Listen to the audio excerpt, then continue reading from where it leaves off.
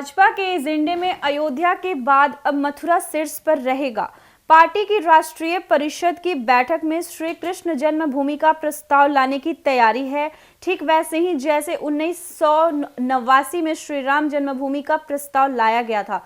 दिल्ली के भारत मंडपम में 16 से 18 फरवरी के बीच भाजपा के राष्ट्रीय परिषद की बैठक होगी। इसमें भाजपा शासित राज्यों के मुख्यमंत्री, उप मुख्यमंत्री, नेता, प्रतिपक्ष, प्रदेश अध्यक्ष सहित राष्ट्रीय परिषद के 8000 प्रतिनिधि शामिल होंगे। सूत्र बता रहे कि इस बैठक का प्रमुख एजेंडा श्री कृष्ण जन्मभूमि का प्रस्ताव हो सकता है। अभी पार्टी के शीर्ष नेताओं में इस बात को लेकर मंथन हो रहा है कि इस प्रस्ताव को सीधे तौर पर खुद भाजपा पेश करे या फिर किसी अन्य संगठन जैसे विहिप आदि के जरिए लाया जाए। ज्यादातर नेताओं का मानना है कि पार्टी इसे खुद पेश करे और अन्य संगठनों, संस्थाओं से समर्थन का आग्रह करे। भाजपा इस मुद्दे पर कैसे आगे बढ़ेगी?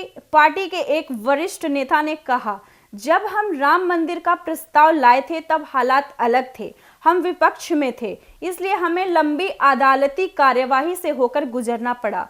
अब केंद्र और यूपी दोनों जगह हम सरकार में हैं। हम मुस्लिम पक्षों से बात करके हल निकालने की कोशिश करेंगे। यूपी सरकार जन्मभूमि को लेकर कानून भी बना सकती है। अदालत जाने का विकल्प सबसे आखिरी होगा। श्री कृष्ण जन्मभूमि को लेकर प्रस्ताव कौन लाएगा? इस सवाल पर पार्टी नेताओं का कहना है कि यह एक बड़ा संकल्प है और आने वाले कुछ साल में यह पार्टी के शीर्ष नेतृत्व के सत्ता संतुलन का कारक बन सकता है। एक विचार यह है कि पार्टी के राष्ट्रीय अध्यक्ष की तरफ से प्रस्ताव लाया जाए। दूसरा विचार यह है कि राज्य इकाई प्रस्ताव लाए जिसका अनुमोदन राष्ट्रीय परिषद करे। तीसरा विचार यह है कि धार्मिक या सांस्कृतिक संगठनों की तरफ से इस बारे में प्रस्ताव लाकर भाजपा से मांग पूरी करने को कहा जाए और फिर उस पर राष्ट्रीय परिषद की मुहर लगाई जाए। मथुरा में श्री कृष्ण जन्मभूमि और शाही ईदगाह के बीच 13.37 एकड़ जमीन को लेकर विवाद है। इसमें से करीब 2.37 एकड़ भूमि शाही ईदगाह के पास है।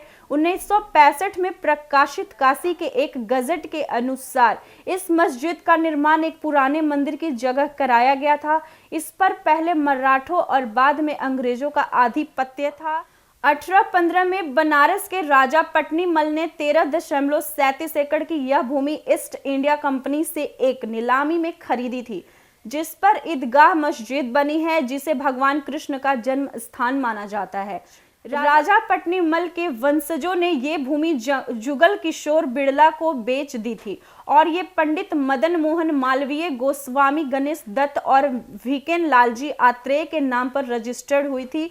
जुगल किशोर ने 1946 में श्री कृष्ण जन्मभूमि नाम से एक ट्रस्ट बनाया, जिसने कटरा केशव देव मंदिर के स्वामित्व का अधिकार हासिल कर लिया।